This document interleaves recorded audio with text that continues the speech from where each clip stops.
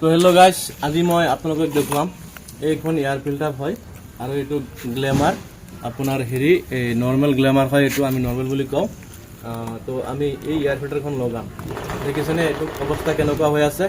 আৰু আপোনাৰ এইটো চাওক, ইয়াৰ জেগাটোৰ কি অৱস্থা, ধূলি বালি লাগি, ঠিক আছে। তো আৰু আমি এইটো ধূলি বালি লগাৰ কাৰণে আৰু এইটো এয়াৰ ফিল্টাৰ লগোৱাৰ কাৰণে মানে ইমান ধূলি লেতেৰা লাগি আছিলে, এইটো আপোনাৰ এইটো দি উশাহ নিশাহ ল'ব নোৱাৰে। এইটো দেখিছেনে, উশাহ নিশাহ ল'ব নোৱাৰে, সেইটো কাৰণে আপোনাৰ এই ব্লকৰ প্ৰব্লেম হ'ব পাৰে। দেখিছেনে ব্লকৰ কি অৱস্থা। মই নতুনকৈ ব্লক লগাইছোঁ, মানে আপোনাৰ এয়াৰ ফিল্টাৰখন যদি আপোনাৰ জাম হৈ যায়, এয়াৰ ফিল্টাৰ জাম হ'লে আপোনাৰ গাড়ীটো গৰম হ'ব, আপোনাৰ গাড়ীখনৰ মবিল গৰম হ'ব, সোনকালে মবিল চেঞ্জ কৰিব লাগিব আৰু আপোনাৰ এই ব্লকটো গুচি যায়, ঠিক আছে। এইটো চাওক, এইটো মই নতুন এখন ব্লক লগাইছোঁ, দেখি আছে। এইটো বাকী ইঞ্জিনখন পুৰণা হৈ আছে, মই এইটো নতুন এটা ব্লক লগাইছোঁ। আৰু ব্লক লগোৱাৰ মেইন প্ৰব্লেম হ'ল আপোনাৰ এই এয়াৰ ফিল্টাৰ, আৰু আপোনাৰ টাইমত মবিল চেঞ্জ নকৰে, ঠিক আছে। যদি আপুনি 1500 কিলোমিটাৰ চলাই যদি মবিল চেঞ্জ কৰে, তেতিয়াহ'লে আপোনাৰ গাড়ীখনৰ ব্লক ঠিক থাকিব। আৰু আপোনাৰ ডাঙৰ হ'ল এইটো, চবতকৈ ডাঙৰ বস্তু হ'ল এইটো, আপোনাৰ এইটো এয়াৰ ফিল্টাৰখন যদি আপুনি সোনকালে যদি চেঞ্জ নকৰে, ইয়াৰ অৱস্থা চাওক ন আপোনালোকে। মই ফটাকানিটো চফা কৰিছোঁ, আপোনালোকে ইয়াৰ অৱস্থা চাওক ন, দেখিছে না কিমান ধূলি বালি লাগি আছে না। এই ধূলি বালি লগোৱাৰ কাৰণে আপোনাৰ গাড়ীখনৰ এই ব্লকটো 100% যায়। কিছুমানে আপোনাৰ ছাৰ্ভিচিং কৰিলে এয়াৰ ফিল্টাৰখন চেঞ্জ নকৰে, কাষ্টমাৰক ক'লেও কয় এইটো চফা কৰি লগাই দিয়া। আপোনালোকে এইটো ভুল নকৰিব, ঠিক আছে। যদি কয় চফা কৰি লগাই দিয়া, এইটো ভুল নকৰিব।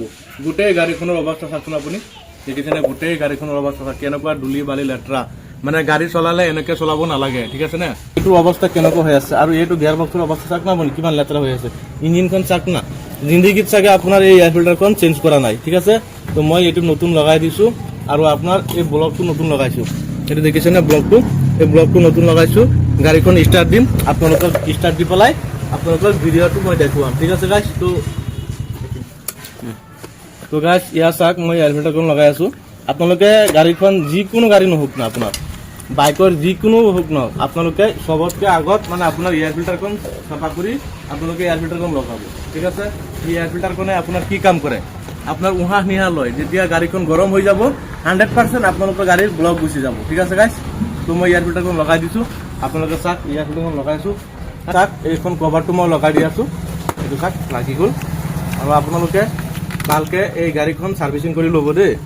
মই আপোনালোকক ভিডিঅ' দেখুৱাৰ কাৰণ কি, আপোনালোকে ইমান টকা দি বাইক এটা কিনে, 1.5 লাখ 2 লাখ 3 লাখ টকা দি বাইক এটা কিনে, সেই বাইকখন যদি আপোনালোকে সময়মতে যদি ছাৰ্ভিচিং নকৰে, বাইকৰ অৱস্থা এনেকুৱা হ'বই।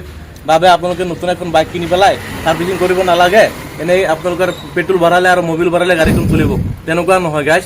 মই ভিডিঅ' দিয়াৰ একমাত্ৰ কাৰণ হ'ল আপোনালোকে সাৱধান হওক, মবিল চেঞ্জ কৰিব টাইম মতে, মবিল ফিল্টাৰ চেঞ্জ কৰিব, এয়াৰ ফিল্টাৰ চেঞ্জ কৰিব, আৰু গাড়ীখন আপোনালোকে ভাল মেকানিকক দেখাই ল'ব।